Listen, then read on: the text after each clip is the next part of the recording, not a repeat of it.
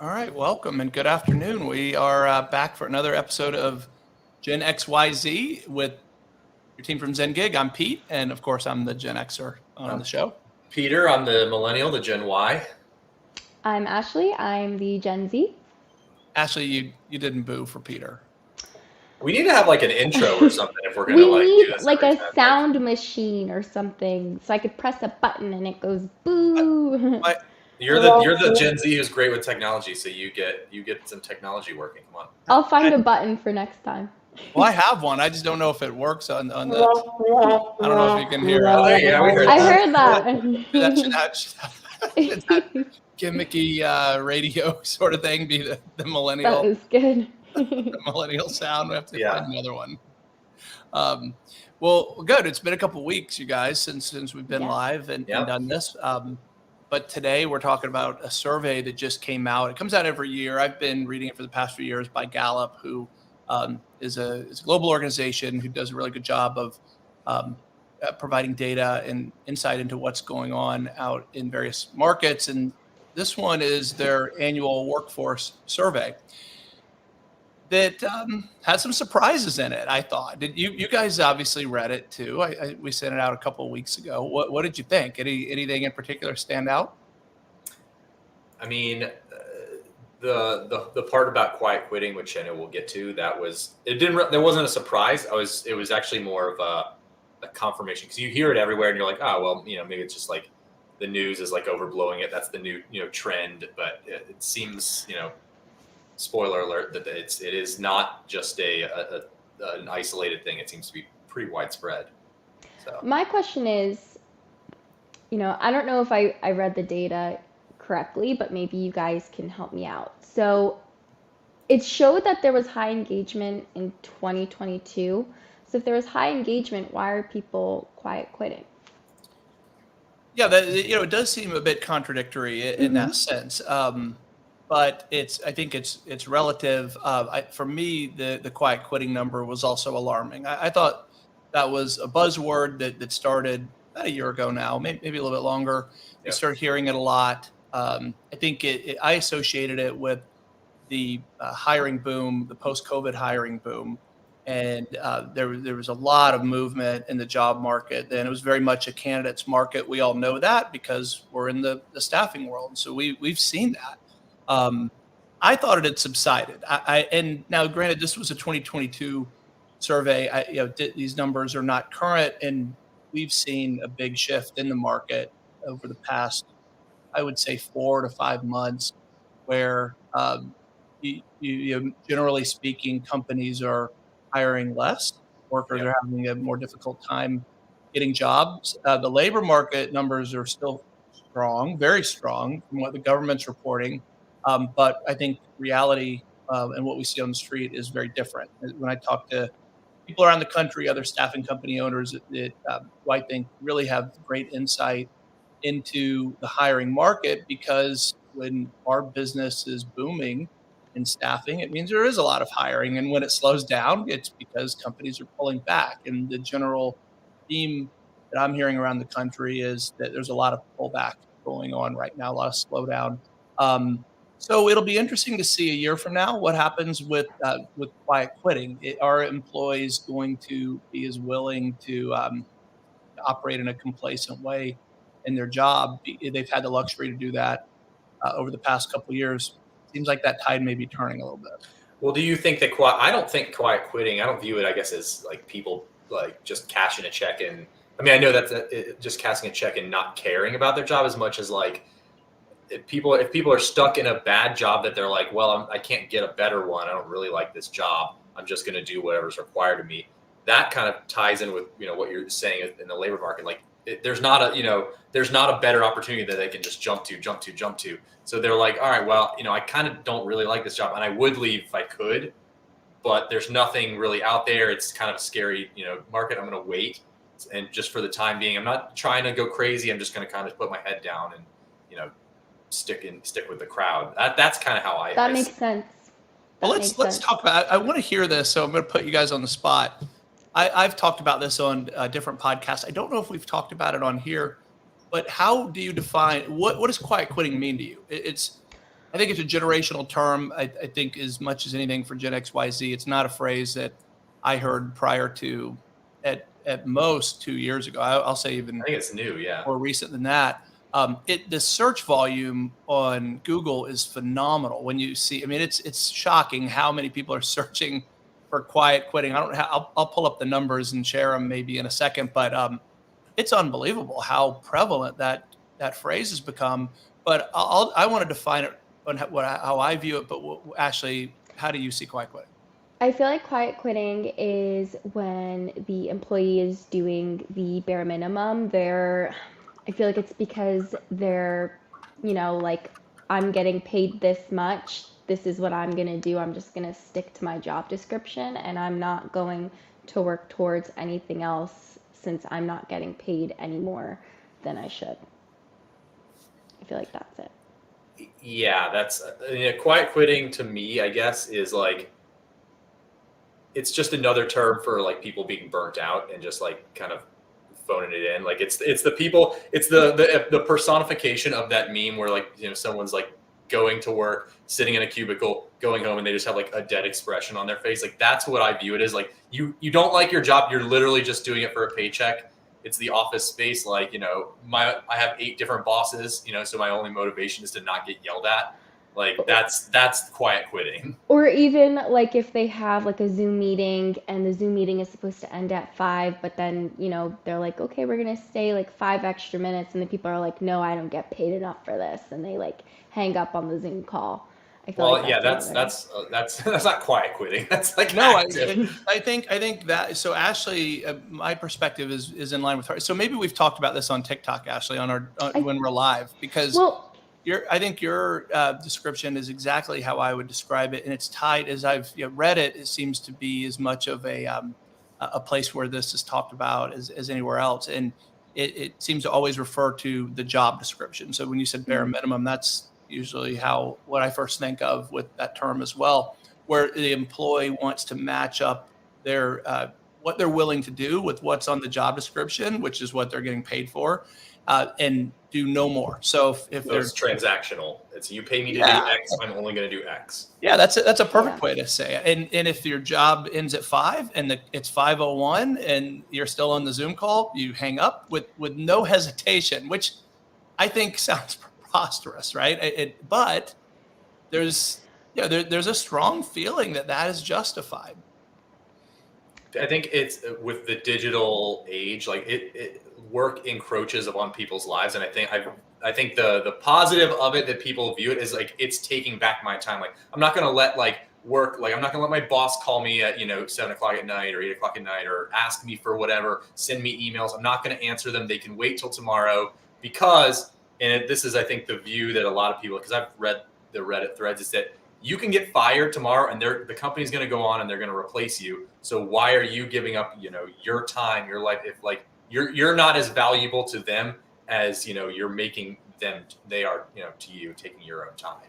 But isn't the inverse also true, where you can quit at any given time with no obligation, beyond that, right? So it's you can, except you got to pay your bills. So, no, but I guess for me, where it's always I struggle with quiet quitting is being in staffing for so long. And you guys have heard me say, especially you, Peter, have heard me say this countless times, as I've said to our recruiting team and our account managers, that a job description rarely represents the actual role. And as recruiters, we never fill a job based on what's on the job description because it's so consistently fails to represent the actual role. Well, most of the time, I mean, we know that a job description is written by an HR manager a lot of times who is not the person who is actually working, especially in IT. It's written by somebody who is just playing telephone game, and they're I had to pull up the comment from an HR manager who's on here right now. So, yeah, I say that as Ricky said. Yeah, HR is to blame, but I say that in jest. But that yes, to your point, like job descriptions are cumbersome and tedious, and no one likes to write them and spend time on them. And again, they rarely represent the hiring criteria. They rarely accurately, anyway, represent the day-to-day functions of the role. So that's where the problem lies as much as anything else to me. So if you're holding someone accountable to what's in the job description and they're holding themselves accountable to doing no more than what's in job description, that's a recipe for disaster. Well, we know that, but most people don't know that. And if you're a job seeker, it's not your problem that company can't write a good job description. So if an HR manager isn't talking to the software development manager and can't get it down, like that's not your problem, it's the candidate. No, and it's we not. know that. We know that that's a common thing, but most people don't. I mean, they're going to have a handful of jobs in their entire life. Like they're not professionals at finding jobs, at switching jobs, at paying attention to job descriptions. But that's such a good point, and we do. Um, you know, I say that I made that statement so without hesitation, without thinking about it, because we know it to be definitively true, and I'll argue that all day long, right? I'm sure there's companies out there who could say our job descriptions are great and they do accurately represent the role, and we are comfortable with people living within or operating within the exact words and phrases that exist on that piece of paper. But we know that that is far from the norm. Mm-hmm. And how do we get there where I think that's an unhealthy relationship. So if you are operating in that way and you are so motivated to do no more than what's on the job description, and if it says your job ends at 5, you leave right at 5, that tells me that you don't feel that your employer is offering you any flexibility on their end, right? Just like if I would say,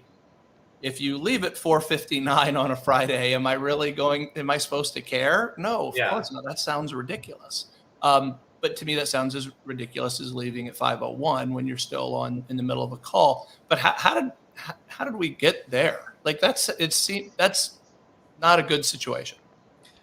I think it seems like it's more of a common thing with maybe bigger companies and just where you're just a number type of thing.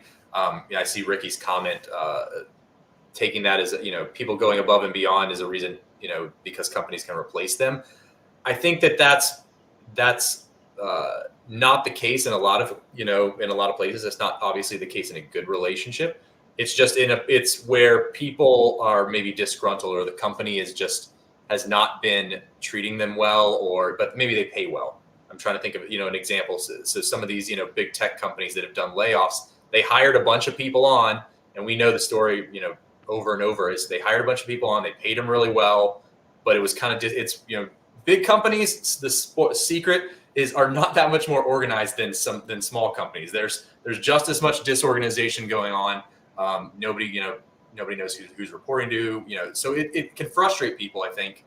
And that's where we get a lot of this. Couple that with the uncertainty of the job market.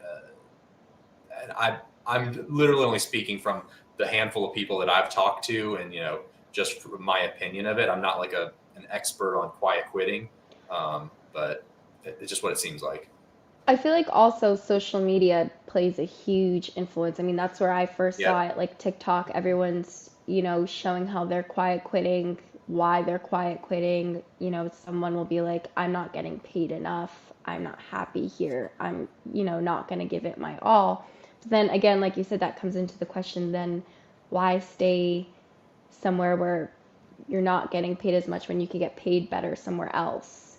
Well, so by all means leave, right? If you're unhappy, and where I always land with this is don't stay in a situation that you're unhappy in. So don't. But while you're there, but it's hard. It's hard. It's uncertainty. It's hard. It's easy to say, all right, just get a new job. Okay, well, what if the better jobs are on the other side of the country and your family lives your family lives in Florida, but all the best jobs are in Washington. That it's not as easy as that all the time, I think. That's so. No. It depending on what you do, what your profession is. No, it's not. But it seems that should be your mission to figure it out, right? I mean, that's why Zengig exists in many cases. So I would argue that if you feel trapped, because that's how I interpret what you just described.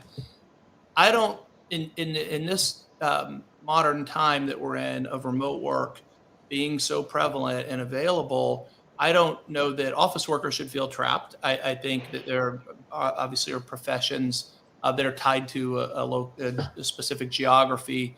And you have to decide if everyone has to make an individual decision of what's important to them. Is packing up and moving, does the benefit of that outweigh everything else you'd have to consider? I mean, that's such an individual decision, right? That we can't figure that out for everyone. But I would say that we all spend so much time at work that if we're so unhappy to operate in a mode of quiet quitting, which sounds just a dismal Yeah. place to be, then you should focus on figuring out that change, even if it means changing what you do professionally. I I think feel like also, I mean, the data showed that there was also an increase in daily stress, right? I'm not wrong. Yeah. We saw that. Maybe that correlates with the quiet quitting too. Maybe people are just becoming so stressed out in their careers. Some may not have that work-life balance, so they just don't want to give it their all because, like Peter said, they're burnt out, and that's probably why that's correlating pretty high as well. They're for sure tied together, and I mean, like Pete said, that's why Zen Gigs is. I mean, that's our little plug. It is scary. It's scary. It's hard. Most people don't know. There's when we first started looking, we're like, there's information over here. There's information over here. There's nowhere where it's all together. And like I had said earlier, most people aren't changing jobs all the time, and they don't know how this goes. They don't know what's So being able to figure that out and break it down into it's simple steps to follow and simple guides to read, that is really big because people feel stuck, I think. And Ricky makes a good point here, and this is a message that I would give to anyone, that if right now that way of operating is going to be increasingly dangerous as the market tightens up, where employers are less desperate today than they were 6 months ago. And someone is going to be willing to show up and do the job enthusiastically. And so odds are your employer notices it. If your body language is poor, if you're doing the bare minimum, you can do it, but understand that may come with consequences. I think that's the message from Ricky. So better to take action in your own hands and figure out a way to make the decision before it's made for you.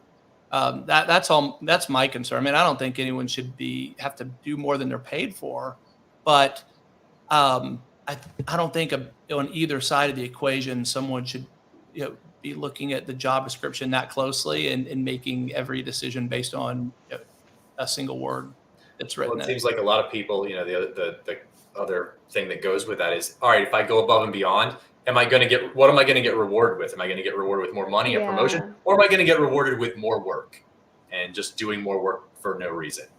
I'm just going to leave this up for the rest of the show if you guys are okay. Okay. So I'm just maybe I'll blow it up a little bit bigger. We can just freeze the image. But well, I mean, Peter, that's an interesting. I think maybe that's a topic we should explore later. This concept of, because I saw it on Twitter the other day. I've seen it a lot of times. That's why I brought it up. Yeah, it's your reward for going above and beyond is now your boss knows that your capacity was here, and now they know your capacity is here, so you get double the workload, and that's it. That's your reward. Yeah, which is no reward at all, right? Unless it comes with other things, right? Yeah, if you get a promotion or get paid more, that's great. I mean, that is the goal, obviously. So maybe the shout out to pay attention to for employers is make sure that your employees feel they are valued and compensated and whatever properly. But shouldn't so if we go back even step back from that a little bit, it is unfortunate that goes without saying that people who feel stuck and trapped in a situation don't have this opportunity. A lot of our message on Zen Gig is directed at young people who are trying to choose their profession. I'm the father of 4 young people, two who are in their 20s. One's getting ready to graduate from high school. And my advice to them is find a way to spend your professional time to earn a living doing something that you genuinely enjoy, because that's really, to me, is the most important thing in this. So if you get more work, hopefully it's work you like, right? And I'm thinking right now of a developer that we're working with on a project, Mark, who I could just feel his enthusiasm and excitement for completing, what he's doing and seeing it work. And it's been really a pleasure to watch because we started off with a concept, an idea. We didn't know if it could work. He dug into it, and you guys, of course, well know what I'm talking about. I don't mean to be obscure with it, but to see it come to fruition, I mean, yes, he's getting paid for it, make no mistake, but he actually enjoys it, and you can feel that. And conversely, when people are miserable, you can feel that too. And that should be the number one priority for everyone. And again, easier said than done.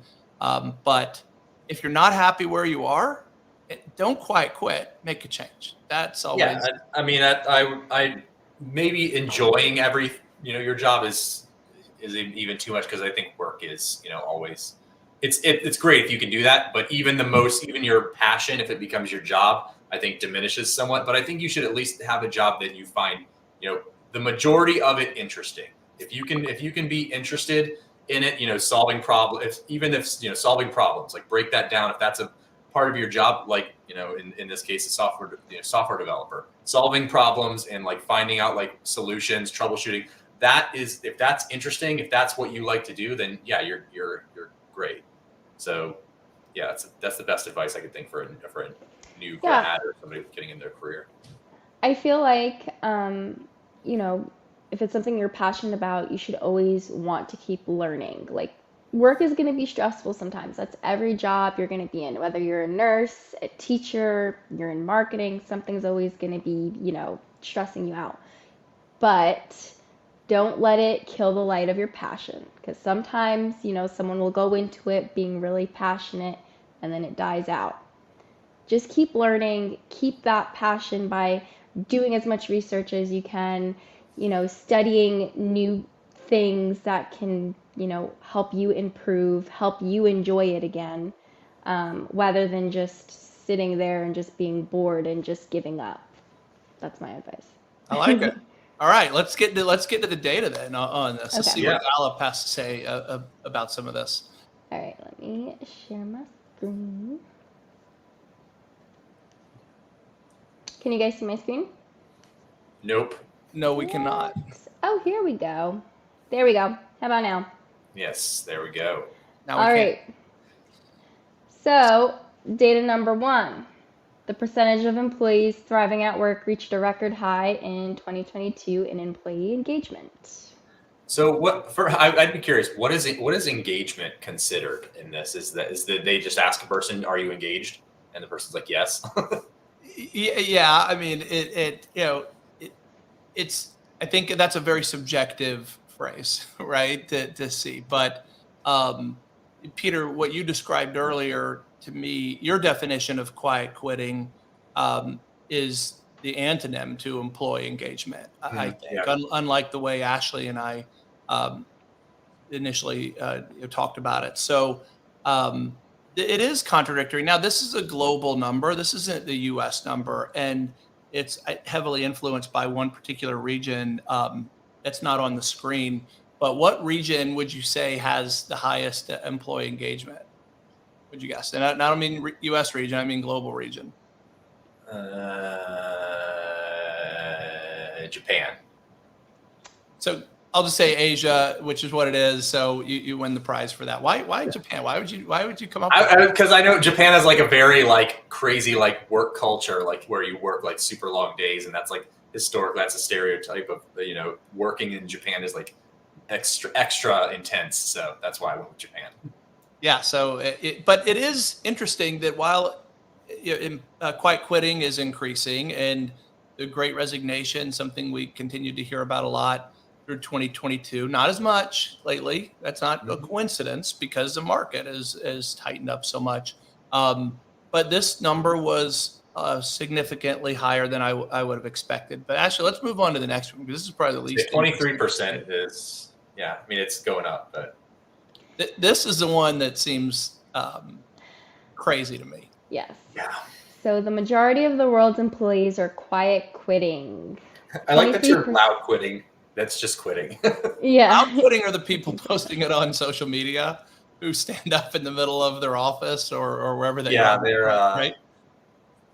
so I mean, almost 60%. That's very. It's pretty much in keeping with what we said earlier. Like, you're seeing it all over articles, you're seeing it all over the news, and apparently it is actually like most workers are just doing the bare minimum, just trying to get by, and don't really care about getting promoted, or they just care about not getting fired. They're not passionate about what they're doing. They're just trying to get by, exactly like you said, Peter. So would you guys guess that this is again a global number?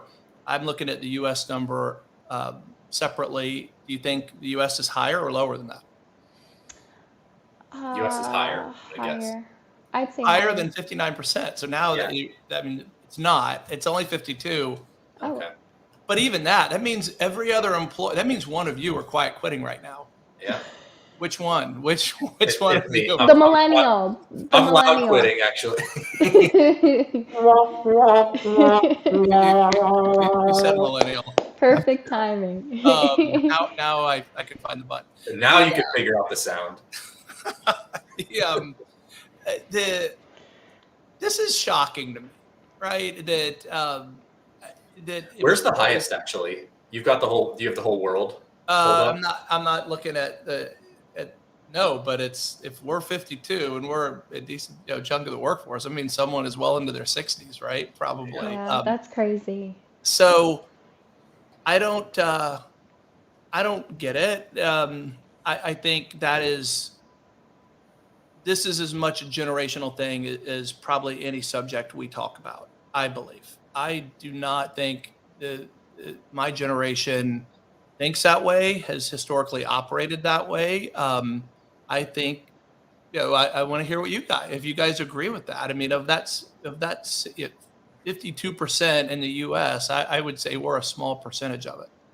Yeah, I mean, I agree. I feel like your generation, is always like, for success comes hard work. Like, for you to move up the ladder, like, you always need to work hard and not just do the bare minimum. So I feel like it's definitely Gen Z and millennials that are thinking of success differently and not as strongly as Gen X. I don't even view quiet quitting as necessarily as like a purely job market type thing. It's just that this is a millennial, I'd say, 35 and under. Like, this is the world view is completely different than older generations. And to be, not to be a like Debbie Downer, but most younger people, they have like a less optimistic view of the future and their career and everything compared to older generations. Like, ask a millennial, ask a Gen Z, like, what are they, how old do they think they're going to be when they retire? Like, this is the thing. And I think that affects, like, they're like, all right, why should I burn myself out now going above and beyond when I'm going to be working until I'm 80 years old or something like that? I think I just saw like a study, and it was something like 70% of millennials and younger think that they're going to work past the age they would like to retire at. Well, but wouldn't everyone? I mean, I'm surprised that's not 100%. Who? Well, I think the specific age was 65, which is that's the retirement age. So they believe they're going to have to work beyond 65 to afford a lifestyle. So I think that if you talk to a lot of the younger, and it seems millennials somewhat, and definitely it's a prevalent thing, but even Gen Z is even more so. The ones I've talked to, like, that's why I think quiet quitting is kind of all rolled into their like view of the job market and their career in general. Yeah, I mean, I've seen that all over TikTok as well. And I've also seen, the people that are like, I don't want to retire that late. Like, I want to retire early. So there's also, I feel like people are realizing that now. They're like, okay, I don't want to retire past 65. We have to do something. So I feel like maybe, again, this is just my guess, maybe it'll change eventually to where people, might make more of an effort because they don't want to retire so late. But that's just me. Well, it's the people they view this.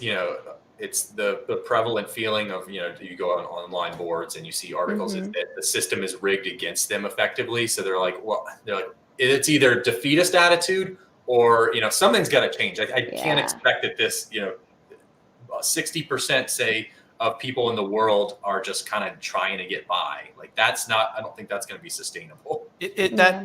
That pessimistic view, I think, is prevalent, and you see that pretty commonly on social media, which is surprising to me because I think there's never been better opportunity than right now. I wish I could have been born younger to have the benefit of Mhm. all that technology offers. We've talked before about being able to work remotely and Yep. travel. I mean, Ashley, you're in New Yeah. Jersey right now, No, right? I actually came back like 5 a.m. this morning. I flew in, landed at like 8 o'clock. So Okay, but you were in New Jersey I earlier was. this week, and Yes. okay, so that makes the point just as much. I had no idea, right? Mhm. I didn't know if I wouldn't have any idea. I know where Peter is because of his background, but Yes.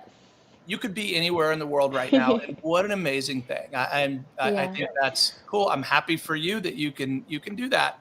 And to me, there's never been. I mean, just the explosion of AI in the past 6 months, the opportunities are boundless, and yet this defeatist attitude out of the gate seems prevalent, and I can't reconcile that. So you guys, it's your generation that's feeling it. What's it based on? I mean, all of the world, I guess. Look around, like the fact that at least for millennials, we came out like graduated college when it was like the 2008 like housing bust. Like there's been multiple like once in a lifetime like uh, economic disruptions in my entire working career. So I think that the seeing these things we didn't you had the 90s, which was like this great economic time, late 80s 90s. That isn't when we worked. That is not when we came into the job market. It seems like the prevalent thing is there's been more bad or uncertainty than there has been good. Yeah, there's tons of Mhm. great things, but there's been more general worse things. Well, what's so crazy to me? I mean, worse is relative, right? I mean, Yeah, yeah, the generation, my parents' age, they had to live through World War II. yeah. There, I They, mean, many of them were drafted. They had to live through Vietnam, and you guys have like, I mean, by comparison, it's how okay, so there was a housing crisis, and that was awful for people older than you, right? But like you have no threat I of think well, being if it drafted was and sent to war like previous generations, and yet it's gloom and doom. I just think it's relative, and I think this is going to probably get me hate from anyone who's significantly younger, but I think it's a product of being so entitled that you think you have it bad when you have it. It's a better time to be alive than any time in human history by any measurable standard you can come up with. oh yeah, I mean, Mhm. I don't doubt that or push back against that. I just think that every generation thinks that things are like worse these days than they were. You could go back. I mean, there was the Black Plague, and there's things like you could go back hundreds of years. Things were there's some pretty bad things.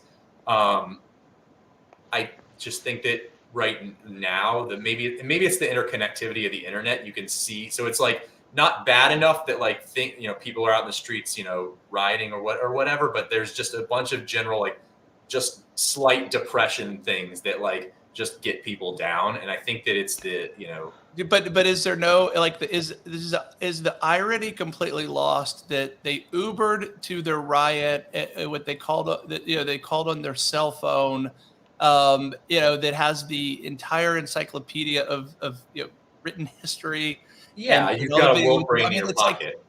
it's like you have so much almost that it's one of It's the first theories world I have is problems. that it's hard to be satisfied when you're so used to Mhm. having pleasure and at your fingertips and accessibility to anything and everything. Is that it's almost a fragile state where things seem uncertain and shaky, and yeah, the world is a scary place, right? I mean, okay, fine, but you're not at risk of getting eaten by a lion. You're I not don't think Mhm. it's a foraging coincidence that for food. there's a huge like shift of people wanting to go be like rural farmers. and like go like have a farm and just like be a carpenter or whatever. I don't think that's a coincidence. People, you know, I read something. It was like people going from the technology industry was like significantly higher than others, like who would like go to like manual labor jobs.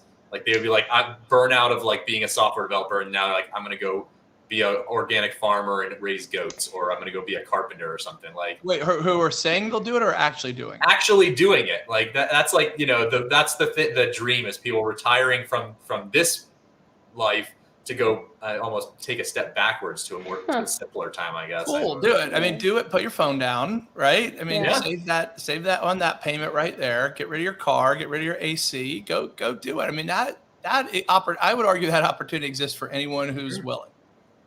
Yeah, well, I think a lot of people they say they're going to do it, but they don't actually do it. But I mean, that's all I can explain, is that people just seeing, you know, I guess maybe people didn't see as much previously, so when there was bad things going on, you were able to be more ignorant of it and not pay as much attention.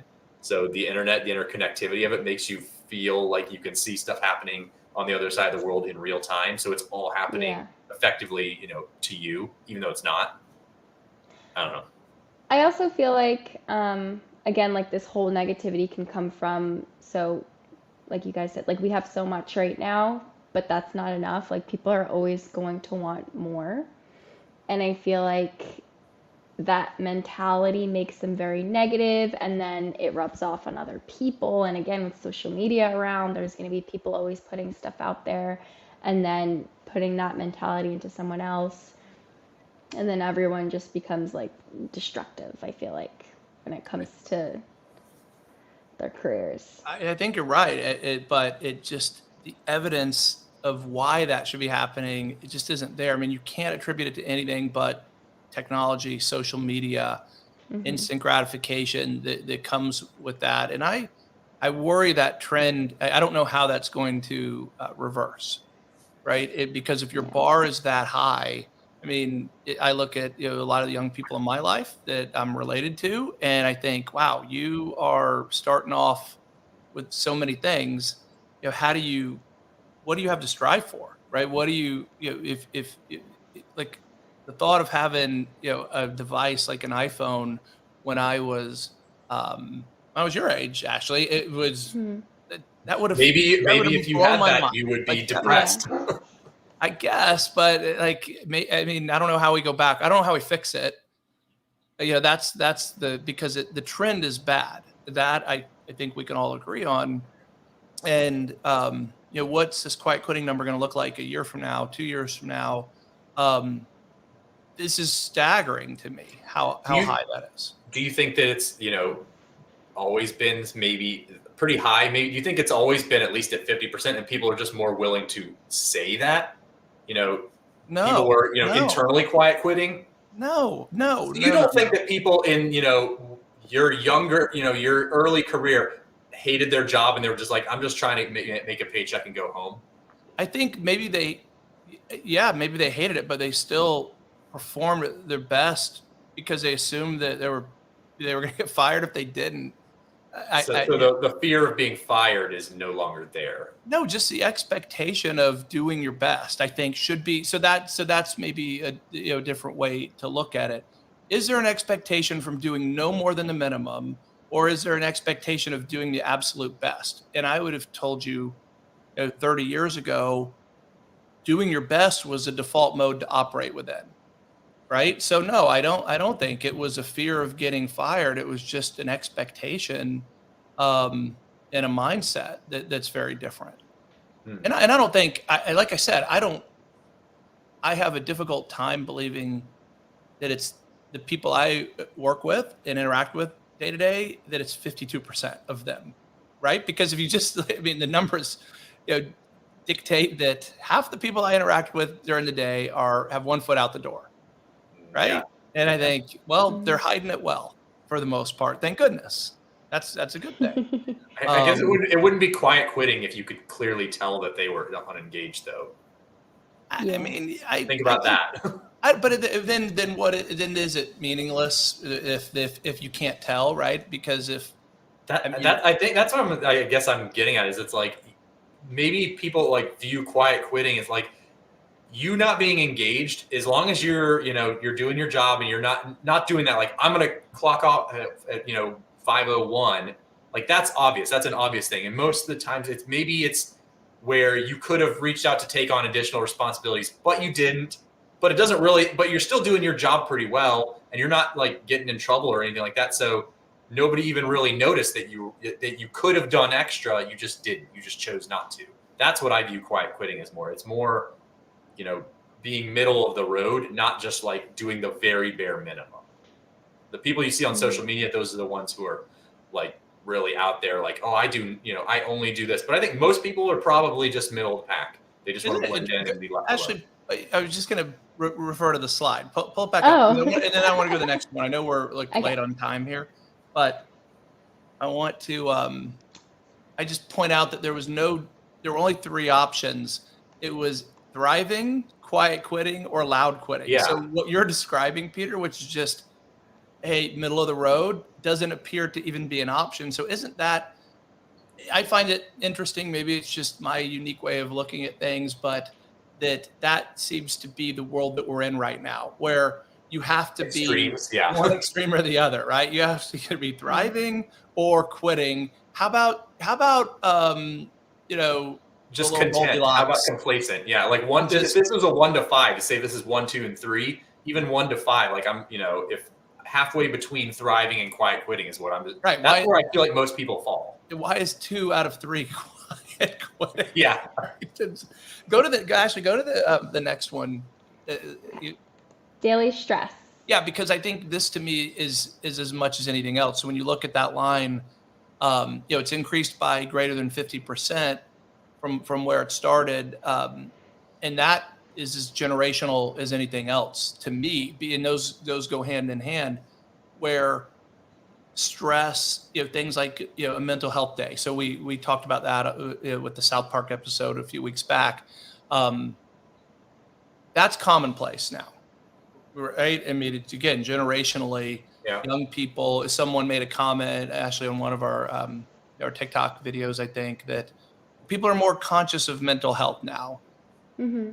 Okay, but I think it's more of I assumed work was going to suck. I assumed that it was going to be stressful. I assumed that it was that all these things were going to be hard, because I was taught that life is hard, and that stress is part of life, and where you have opportunity to, like the goal is to try to find pleasure where you can and happiness and joy where you can. But like, I assume it's going to be hard. So do you think that that's a generational change like I do? I mean, I don't think it's necessarily generation. I stress is a part of life, and I don't think it's even necessarily bad. It just I feel like your generation was more accepting of it. You guys like knew that, like you guys embraced it. You knew that there was gonna be daily stress. I feel like nowadays our generation has a harder time grasping it. Like, why do we have to be stressed daily? Well, I think my criteria for what I would consider stressful may be greater, right? Like I like the default sort of, yes, works hard. Yes, I have responsibilities and obligations, and there's pressure. Okay, to me, that's like, the middle of the road. But it's when it becomes extreme and constant, or you may lose your job over this, or your income, or something really bad may happen. To me, that's the only time I'd say it's elevated. But like, work. I mean, so that kind of baseline level stress is always there.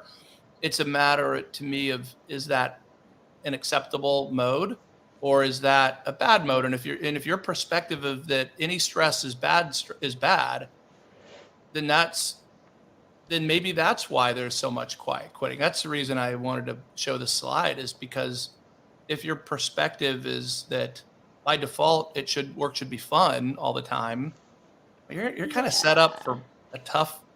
They're in for something. Tough road. Yeah. Well, I mean, being stressed because you have a deadline to hit, like, I mean, sure, that's stress. I don't think it's necessary. Like, that's another thing about how this question is for, like, if I've got a project that is due on Friday and I'm behind, yeah, that's stressful. It's not the end of the world, and you just work through it, type of thing. Like, I don't see that as being an issue, Well, how would you guys answer? Do you feel stressed a lot during the day? No, but I don't think I have a high. I think I have a high threshold for stress. Yeah, I mean, I feel like not daily. I feel like, let's just say if I'm not like organized one day, or everyone has their off days. If I'm not like grinding and I'm not on a roll, then I might have a harder time that day. But it's not like that kind of stress where it's like, oh my God, like I'm gonna lose my job. Like that kind of, like the one you mentioned, Pete. It's different. It's more of like an acute stress. It's not like People need outlets, I think. For those of you who are stressed every day, might I recommend gardening? It's great. Yeah. Like get a Zen garden for your desk or something. That's what I Like when you I get do. stressed out. I have lots of hobbies. I have plenty of hobbies that allow me to de-stress. So maybe it's just effective managing of it. That even if you are stressed, if as long as you're able to let off the stress and de-stress effectively, like it's fine.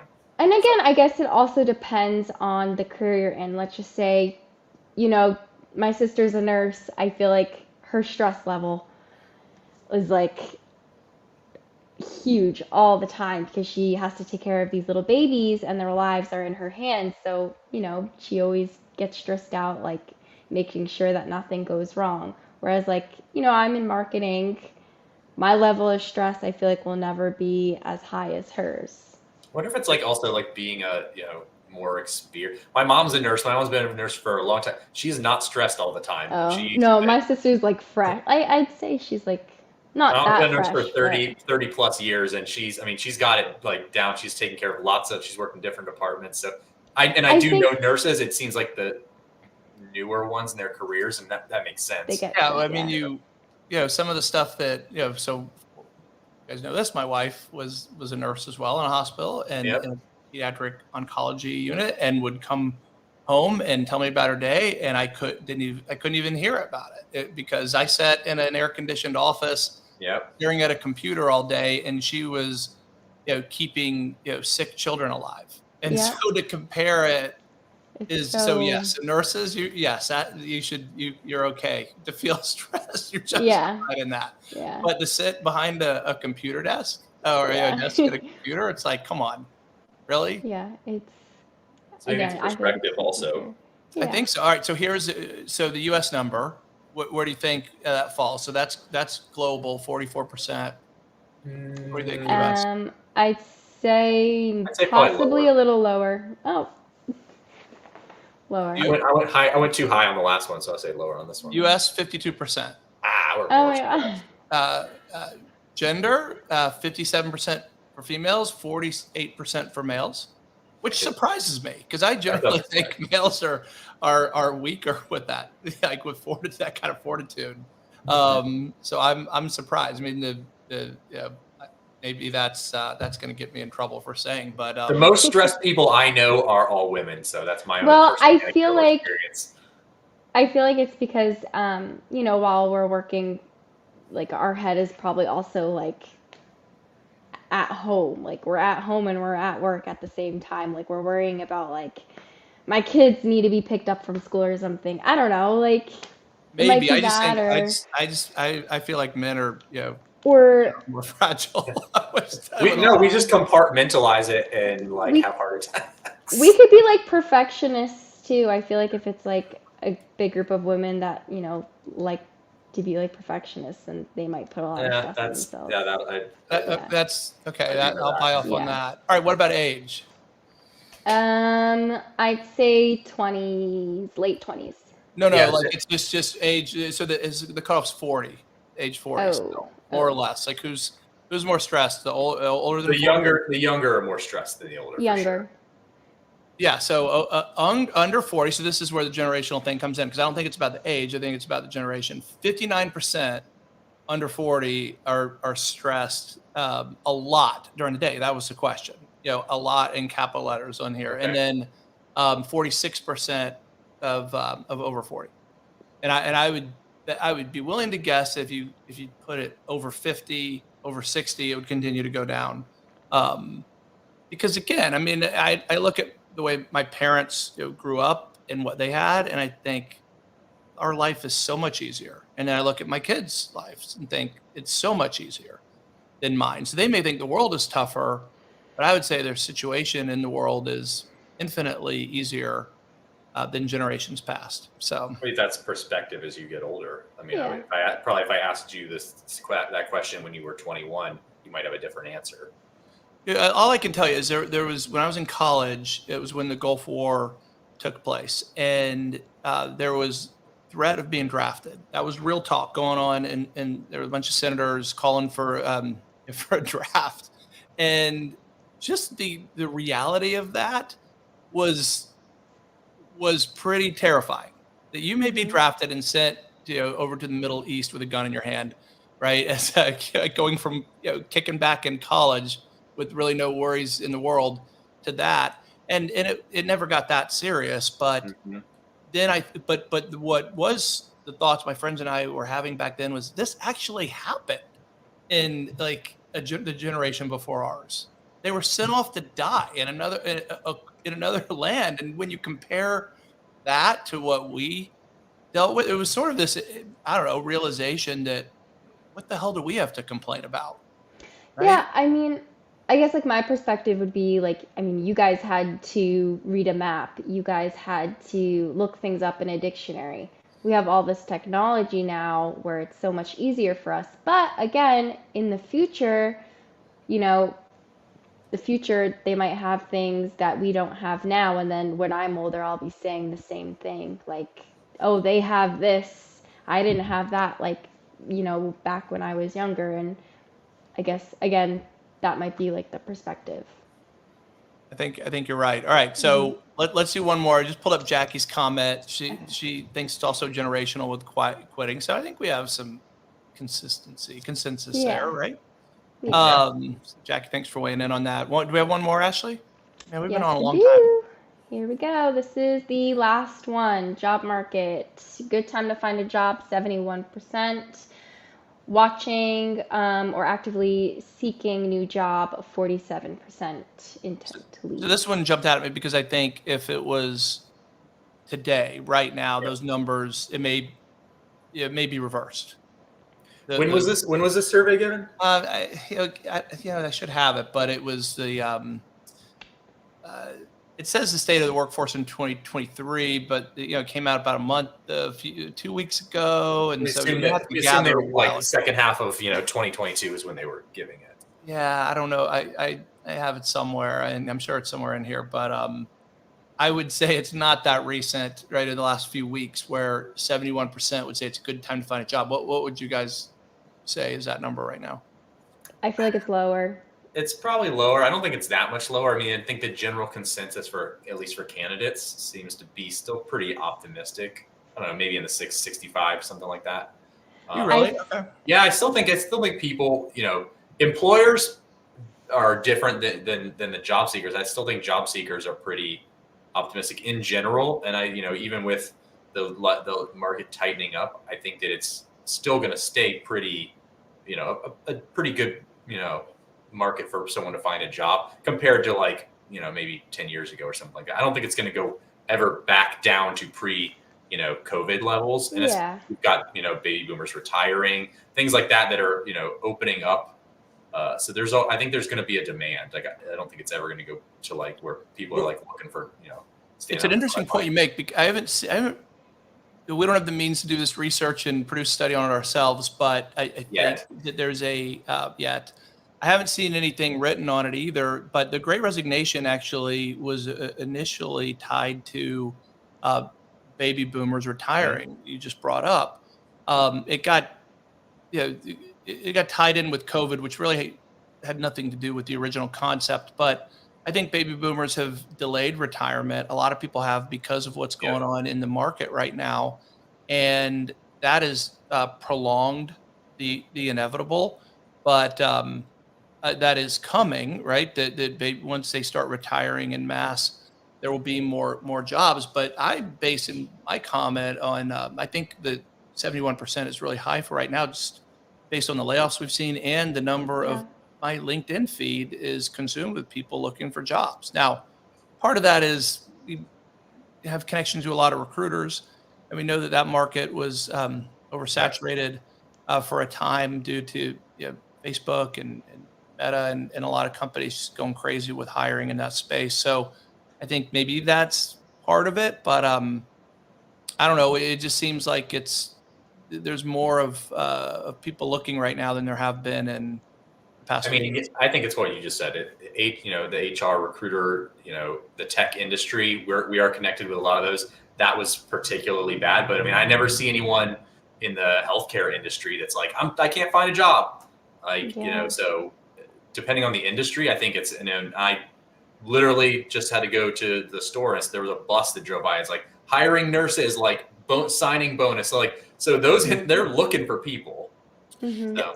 And so on that point, I'll give another plug to Zengig, which we are awful at doing on these things. That we have among our 500 career guides on the site, we have an employment outlook and projection section. So check that out. If you are a parent, I don't think any teenagers are listening. Shocking to our live stream on LinkedIn. But if you're a parent of a college student or a high school student and they're considering careers, please refer them to that. We summarize it, I think, pretty nicely of what the outlook is for all of those professions. And you see some that will say this profession is going to decline because of technology, because of changes in the market, various reasons. We're seeing AI replace entire professions right now, whether they realize it or not. So that's happening with frequency. So check out the career guides and look at the employment projections for the different job titles. Yeah, Yeah. for sure. All right. Any more we don't have any more comments right now. Pete needs some Ricky, stuff. are you just reposting the same one over Yeah. again? Every time Pete says something spot on, that's gonna come up. You go find your own fans. You need to play like a cheering or like pat yourself on the back, like sound clip.